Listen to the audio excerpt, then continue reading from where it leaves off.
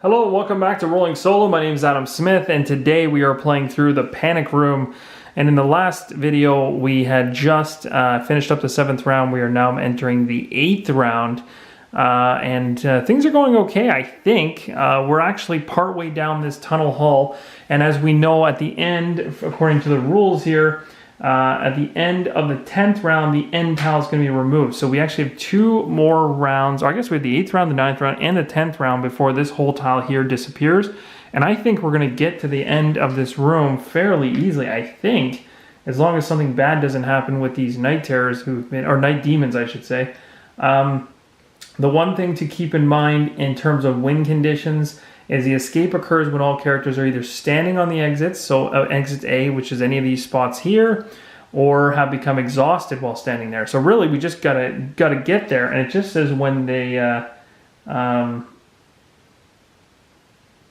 that's actually pretty good. We should be able to do this.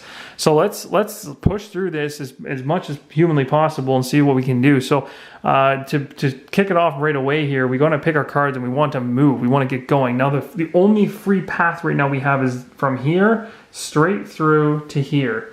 So we want to generate as much movement as humanly possible to get through this mess without taking our time.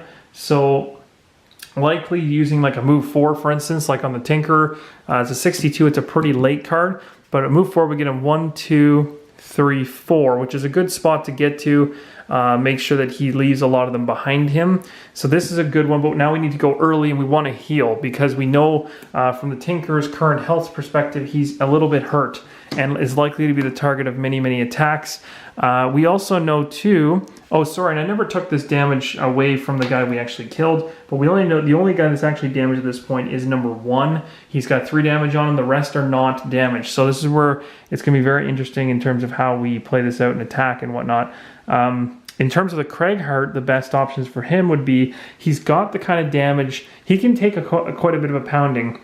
So as long as he's kind of further along, he can actually help to block. So if I can get the Tinker 1, 2, 3, 4, that's a perfect spot. And then if I get the Craighheart 1, 2, 3, 4, we've covered our way to get out. And that's really important. So what I'm going to do is, in order to guarantee we get that 4 movement, I'm going to do this crazy one here, which is, even if I'm going to hurt my own guy, which sounds like a terrible thing to do, but I'm going to do it anyway. And then when I do that, I'm going to, it'll get me to well actually if it's a jump, I can go 1, 2, 3, 4. But I want to be here. I want to land here. So this is a pretty good card actually now that I'm looking at this. Yeah, let's do this. I like this a lot actually. So this will allow me to jump. All adjacent allies and enemies suffer damage. The Tinker will go first and won't be near me. I can move and jump, and then all adjacent allies and enemies suffer another damage. So I would end up hitting the Tinker because I'd probably be beside him. Because the reason being I want to be beside him is I want to sit here and here. And the reason for that is like heroes can move through each other, enemies can't move through heroes, and heroes can't move through enemies. So by sitting in this transitional spot right here, my Tinker, who'll be sitting here, can still slip through the Craighheart and back over here. Whereas if I put the Tinker here at the end and the Craighheart, say 1, 2, 3, 4, 5 or something, or 1, 2, 3, 4. If I jump to here, this is open, which means he's got a chance to come in here and block, and then the Tinker is now cut off. Don't want that to happen, so let's play this out that way. So 19 and 17. Here goes nothing. Okay, so here we go. Night Demons, what do you got? 35. Good. Awesome. Still early, but and again, it actually looks like they're not doing any movement. They're going to be doing attacking, so that's good. Well, it may not be good, but we'll see. Let's just get away from them. So let's do the Tinker first. And again, I'll pull for the Deep Terrors as well in the back there. So they're going to attack from range, which is going to do nothing against me. So we'll go ahead with the Tinker here. And the Tinker is going to do his movement first. So he's going to go 1, 2, 3, 4 to get here. He's then going to heal himself 3 so that he's prepared for any attacks that are coming his way, which is likely to occur because this guy will attack him. Now he's healed up and ready to take that damage, and then we're good. So these 2 cards are now discarded, and his turn is done that quick. The Craighheart now is going to go. What are we going to do? Oh, and sorry guys, in the previous round I didn't weighing the knight down. The knight should have been all the way down. It's something I forgot. So the Craighheart here, he's going to go ahead and do this first. So he's going to do all adjacent allies and enemies suffer damage, which means number 1 suffers a damage because it's the only one close to him. So he's going to suffer damage, and then we're going to jump. We're going to jump 4. So I can, just so you guys are aware, you can jump over traps and you can jump over your own characters in that jumping. So I can go 1, 2, 3, and I can go to 4 right here. But I'm not going to. I'm going to stay here so that I can stop him from coming into that space when he activates and trapping the Tinkerer behind him. So I've jumped there, and then it says all adjacent allies and enemies suffer a damage. So I end up hitting him for a damage, number 4, but I also end up hitting my Tinkerer for a damage as well because I'm making a some type of crater move. And I'm obviously not upping the damage, but I do lose the card and I gain an experience from it. So this card is going to go in the lost pile. My Craigheart's going to jump to 4 XP. Done that. And now the cool thing is I still have this attack because I used the bottom portion. So I can just do an attack for fun against this number 4 guy just to see what I can do. What I'm also going to do is I'm going to use my Eagle Eye Goggles. It says during your attack, gain advantage on the entire action. I'm going to turn that sideways, which is going to allow me to turn this attack not into an advantaged attack. It sounds like it would be, but because the Night Demon automatically gives attackers disadvantage, when you use a card that gives you advantage, you just cross it out, it's nulled out, it means nothing. Now it's just a regular straight through attack for Kinetic Assault. What do we got from the Craigheart? +1, so we get 5 total damage. 5 total damage on number 4 is just 1 shy of killing him. So that would have been amazing if we could have been able to kill him off, but hey, we got close. And actually, when they attack, we have retaliation, so we may end up doing so anyway. So there we go, done deal. This one is now discarded. We are going to move to the Night Demons, who are next. The Night Demons are going to attack, so we'll go in order. Number 1 is useless. He has no movement keyword, so he can't do anything. Number 2 is beside the Tinker, so he's going to attack the Tinker. He does 2 attacks. First one's going to have -1. There's a 4. -1 is 3. Coming at the Tinker right now, so we'll see what happens. Now it's in 2. The Tinker is going to take that damage, so he's going to go down to 4. Then it says another attack's going to happen at a -1, so the exact same thing. Now it's a 3. We're going to 3, pull another card, -1. It's 2. He's going to take that damage, so he's down to 2. Holy, getting close. That's it. And then it says here that if, now the Pierce here, just so you guys are aware, if I had armor, Pierce just means it guarantees that 2 of it will get past the armor or ignore the armor. I don't have any on me currently, so it doesn't matter. And then this one here is the sun symbol, which we don't have any of. But if we had some generated, they would curse themselves. So in other words, if we had a character that was infusing the area with sunlight, it obviously hurts the Night Demon. It's a bad thing. It's considered a debuff for them, and it actually would negatively affect them. So it's really cool if you had like a sorcerer or some type of priest or something that was like giving light to the area. It actually would hurt the Night Demons, which is really, really cool. I don't have that yet, but maybe that's something that comes along in the game at a later point. I've never seen that, but makes sense. So that's that. And then we're going to go ahead with number 4. He's going to make his attacks against the Craigheart. So again, this is an attack of 4 -1. So we'll see what happens against the Craigheart. -1 again. Wow, we're getting really lucky here. So that ends up just being 2. I'm really hoping we don't pull anything nasty. 0, look at that. Okay, so this one still was a pretty solid attack. That's a 3 damage one. So because again, even if it's 0, it's 4 for a normal attack for them because they're regular enemies. And then it's a -1 because of the card. So that's 3, so we'll go from 10 down to 7. But I'm still alive, still kicking. Now the cool thing is the Craigheart does have the wonderful opposing strike ability. So we get to move this tracker over. We move past that experience point, so we get to bump up the Craigheart to 5. He retaliates for 2 damage. That's going to throw 2 damage on number 4. So we're going to grab these 2 tokens from number 4. We're going to drop them on him, but there's no need because he is a 7 damage enemy. And we've got 5, 6, 7, 8. That's more than enough. We've killed probably the only last standing enemy that's probably going to cause us any grief. And now it really opened up the doorway on the next turn to rip through and get this. I don't think there's any reason we're not going to get this completed. We just need to heal ourselves to keep ourselves alive, especially the Tinker. So that's essentially it. That's the end of the round. The Deep Terrors are obviously doing the Deep Terror thing, but from where they're standing, they're not going to be doing anything that affects us on this turn, so we do not have to worry about it. So we're good. We're golden. So what we'll do is wane things down. Nothing to do there. Nothing to do in terms of shuffling cards. We didn't pull anything that required that. We got lots of -1s up here and stuff, so we're okay. I do have 2 cards left with the Tinker, but I do remember I have the Comfortable Shoes. So here's the downside of the Tinker. 1, 2, 3. Oh, actually, you know, I can make it in, so I don't even need to long rest. We can book it, and hopefully with the 2 cards we got here, we can actually get in there before anything else even has a chance to attack us. If they do, I mean, of course, if they do, that would be a bad thing. But there's a chance here with time kind of going down and stuff like that, that negative things could happen. And with the Craighheart, on the other hand, I guess the interesting thing is, what does he have going for him? He's got 3 decent cards in his hand, which we could use. We've got some healing, some other. It doesn't really make it easy when you only have 3 cards and no serious movement. But we do have the Comfortable Shoes that we can't forget about. So maybe with the Comfortable Shoes, which is an extra bonus movement. 1, 2. Yeah, he'd be okay too, actually. So maybe we're good.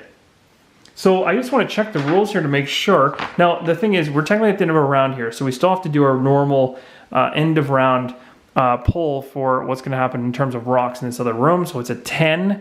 So let's go ahead and find out where in the room those are going to drop. A big 3-1 is going to drop right in the middle of the room. So that's going to be boom, like that. And then a 2er is going to show up. 2 boulders coming flying from the ceiling. They're going to drop right here. Actually, sorry, I think it's here. So that's that. And then I think that's it. So this room is really to the point now where if we were in there, we weren't getting out. The one thing I did notice really far back is we didn't get this treasure chest, which is kind of sad. Probably should have spent a turn to do that. We have the card. We definitely have the cards to do a 3 and a whole bunch more to go through and stuff. We had the time, but you know what? At the end of the day, I wanted to get through this and make sure it was, you know, make sure that I don't get screwed over. It does say that escape occurs when all characters are either standing on the exit or have become exhausted while standing on the exit. If any character becomes exhausted while not occupying, the snare is lost. So we're doing okay. So at this point, we're moving into the next round, essentially. So this token here is moving up to the 9th round now. So let's do this. Let's just finish the game. So let's go ahead and pick our 2 lowest cards. Obviously, healing at this point is a good idea. So the Craighheart having a heal is a positive thing at the bottom. But we do have to remember we want to move. So let's go ahead and do a movement, a heal, and attack. And then for the top one, we can do maybe an attack from distance or something. So that'll work out okay, I guess. And then for the Tinker, he's only got 2 cards. So he's going to go ahead and use both of those. So we're going with a 37 and a 38, which I think we did in an earlier round here. So those are our 2 cards. We're moving into it. Let's see what the Night Demon gets. 41. Okay, good. They're going after us. And, oh, geez, what am I doing? The Deep Terror, 75. Okay, so, and they're doing lots of attacks from range, which doesn't matter. They're so buried back in there anywhere. So let's do it real quick here, see what happens. So Tinker, what are you going to do? The Tinker is going to move. So he's going to use the bottom portion for default 2, +1 for those wonderful, comfortable shoes that we picked up way back when you guys were sitting there saying, do not sell the boots of Sterling, which is a terrible wording on my part because they're called boots of striding. This is the reason why they were worth it. So we're going to go ahead and use the bottom 2 for default 2 move, +1, which is going to take us 1, 2, 3. We are now in the safe zone. We're going to heal 3 so that the Tinker can take any kind of smack that comes his way. That is awesome. Those 2 cards are discarded. Now we go to the Craighheart, who's going to do a similar thing. He's got a little bit more health than the Tinker, so he's going to be a generous guy. First, he's going to... let me think about this. Yeah. Well, I can do this one. Move 2, heal 1. So I can essentially just go like 1, 1. Well, actually, I can't. I'd have to do. Oh no, I can, because it's move 2, and it says whenever you use the bottom card for the default.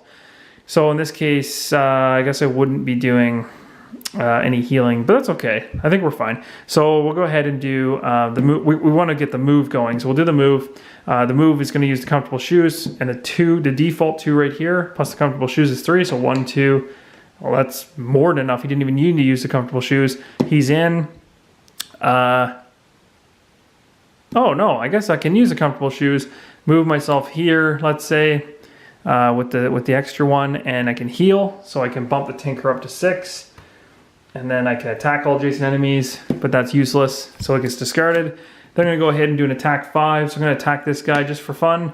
Disadvantaged attack, +1, and a 0. So it's going to be 2 damage going against number 2, who's never been damaged before, just for fun. We just kind of took a pot shot at him. And I think, if I'm reading the rules right, we're done. I think we finished it. I just want to make sure we... did we finish this or did we not?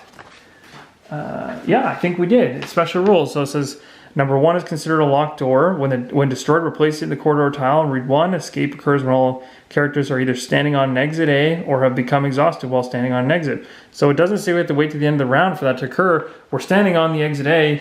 That is what we're supposed to do. Here's the pattern on the far right. Boom. We did it. Guys, it's over. We did it. We completed the mission. The whole thing's fun. And the room over here didn't even fall. We got to the end of that so quick. We have 1, 2, 3, 4. We have 5 cards remaining with the Craighard. We had like 6 or 7, I think, with the Tinker. We certainly did not get the battle card for the Tinker, which is kind of sad. We got a ton of experience for him, though. And then over here it says, have 5 or more total cards in your hand or discard. Hey, guys, we did it. We actually have 1, 2, 3, 4, 5. And then this one here, we didn't lose either. So technically we have 6. So boom, we actually got the battle card there too. So very, very cool. Let's read the conclusion to this crazy ending of this massive campaign. So you continue to limp through the tunnel as it descends into the darkness, the rumbling and crashing of the collapsing passage still close behind you. Visions flash through your mind of the comfort and necessities that awaited you. Had you returned to Gloomhaven or visited the Eastern Continent, but instead your curiosity got the better of you, Barty, completely surprised, still managed to get the better of you too. In fact, you were wondering where Barty could have gotten to when the path in front of you suddenly turns downward into a sheer drop-off.